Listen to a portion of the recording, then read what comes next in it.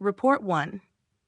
The patient is a 32-year-old female who presented to the emergency department with severe abdominal pain, nausea, and multiple episodes of vomiting for the past 24 hours.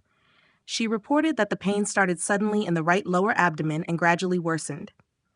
On examination, the patient was febrile with a temperature of 100.8 agrias. Her abdomen was tender with guarding and rebound tenderness in the right iliac fossa. Laboratory tests revealed elevated white blood cell count. An ultrasound abdomen showed an enlarged appendix with surrounding fluid, suggestive of acute appendicitis. The patient was taken for emergency laparoscopic appendectomy, which was uneventful. Postoperatively, she was managed with intravenous antibiotics and analgesics.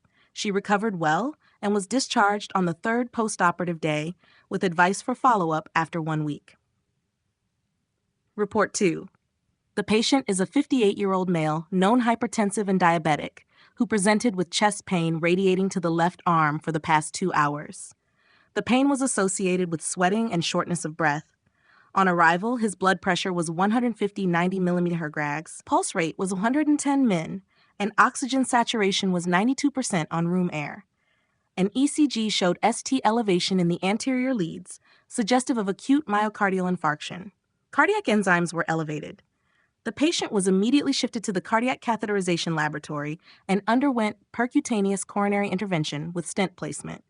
He was started on dual antiplatelet therapy, statins, beta blockers, and insulin for glycemic control. Over the next few days, his condition stabilized, and he was discharged with advice on lifestyle modification and regular follow-up with cardiology. Report 3.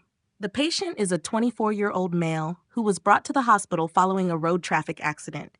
He had sustained injuries to the head and right leg.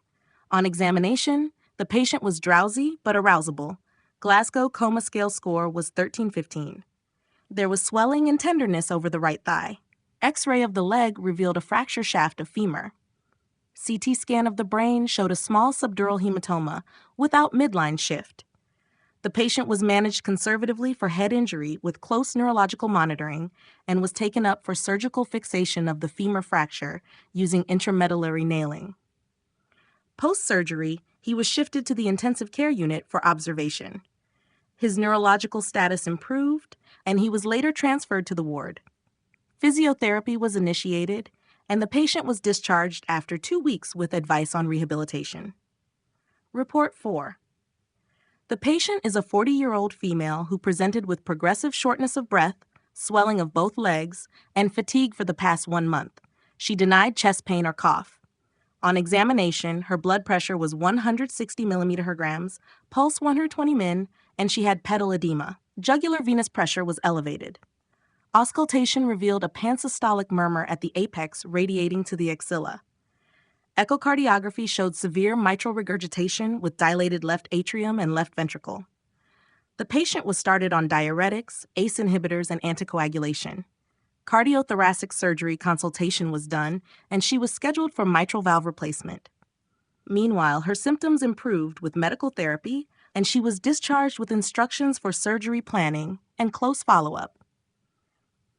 The patient is a 29-year-old pregnant female, Gravida 2 Para 1, at 32 weeks of gestation, who presented with complaints of headache, blurring of vision, and swelling of feet for the past 3 days.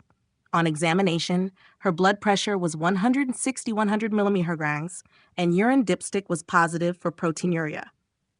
Laboratory investigations revealed elevated liver enzymes and low platelet count. A diagnosis of preeclampsia with severe features was made. The patient was admitted, started on intravenous antihypertensives, magnesium sulfate for seizure prophylaxis, and corticosteroids for fetal lung maturity. After stabilization, she underwent emergency cesarean section due to worsening maternal condition. A live preterm baby was delivered, and both mother and child were shifted to intensive care for monitoring. The mother improved clinically and was discharged after 7 days in stable condition.